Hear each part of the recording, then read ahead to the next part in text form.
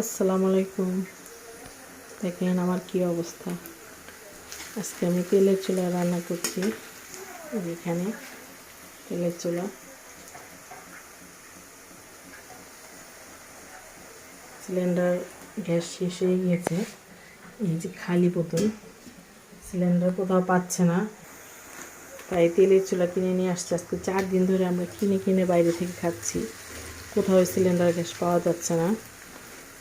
সেই জন্য তেলের চুলা কিনে নিয়ে আসছি। এটা দিয়ে এখন আমি রান্না করছি।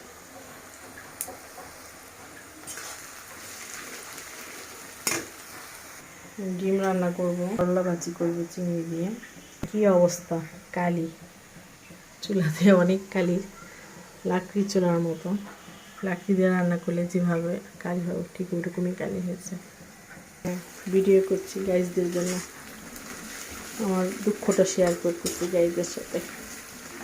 আমি এটা ডিম ভুনা করব। বেশি একটা আগুন না, এর জন্য সময় লাগে প্রচুর। কোথাও গ্যাস পাচ্ছে না, অনেক জায়গায় খোঁজ করেছে, পাইনি। এর জন্য তেলে চুলা রান্না করছি।